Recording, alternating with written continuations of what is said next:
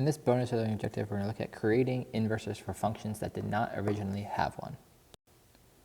So early on, we saw that not every function has an inverse, and we learned this whole thing about being one-to-one. If we have a function that doesn't pass the horizontal line test, then it does not have an inverse. Right? But we actually can do something to get kind of an inverse, but not really. All right, so we can turn a function without an inverse into one that does by only considering certain x values. So instead of having this whole graph, we just kind of only look at a specific section and say, all right, we're just going to find the inverse of this specific section. The fancy word for saying this is we're called restricting the domain. So restricting means we're using less of it, and again, domain means our x values. So we're using less of our x values in order to make sure that this function has an inverse. So let's look at this picture, similar to the one I just drew. Does this function have an inverse? If we look at the whole thing, we do the horizontal line test, and we see no, it doesn't have an inverse because that horizontal line hits our graph multiple times. But what we can do is look at a section of the graph that doesn't repeat its y values.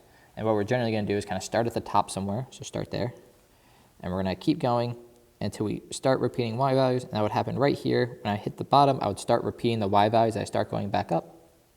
All right, so my part of my function that I care about is just this red part, and just this red part, that will pass the horizontal line test, and it will be one-to-one and have an inverse. So when we say restricting the domain, now we're only going to look at the x values that start at -1 and go to +1. So we're only looking at this strip, and we're not even going to consider anything out here. Because if we just look at that strip, that little part of our graph is one-to-one and does have an inverse. That's just the basic idea of what we mean by restricting the domain. All right, the time we're going to need to do this is when we're working with quadratics. Why quadratics? Because when we look at a quadratic, their graphs look like this, and none of them pass the horizontal line test. What we can do instead of thinking about the entire quadratic, we just think about half of it. So we just think about half of these shapes. Just half of them will pass the horizontal line test and have an inverse. All right, so let's think about what this graph is. All right, this requires a lot of prior knowledge from our quadratics unit. We look at this expression. This is vertex form for a quadratic. And if you remember how to do that, this tells me the vertex of the quadratic, which is where this turn happens. In this case, it's going to be +3, +3, and +5. So my graph is going to look something like this. 2, 3, 1, 2, 3, 4. All right, so 3, 5 is the vertex. And since there's a positive there, we don't have to write it, but there's a positive there, my graph goes like this. All right, so that's a basic graph of this quadratic we're talking about. Again, this does not have an inverse because it doesn't pass the horizontal line test.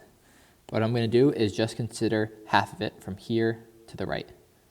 And where does that start? That starts at the x value 3. All right, so I'm only going to consider this when x is bigger than or equal to 3. All right, so restrict to x is bigger than 3. Now we're only looking at this green part. We can find the inverse. All right, so the inverse, we do our steps for finding an inverse. Switch the x's and y's. And then how do we solve this for y? The first thing I would do is subtract 5 from both sides.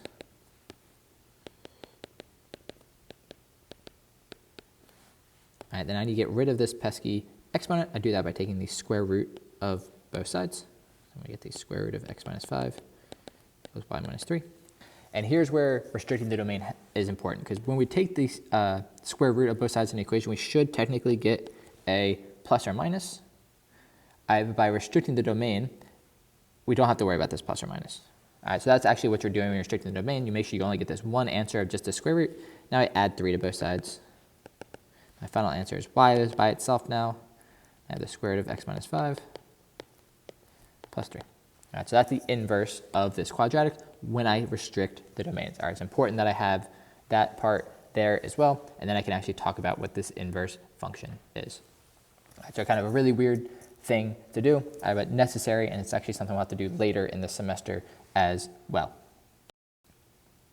So here's one for you to try on your own. I restrict the domain and then find the inverse of this function. All right, very similar premise, just different numbers.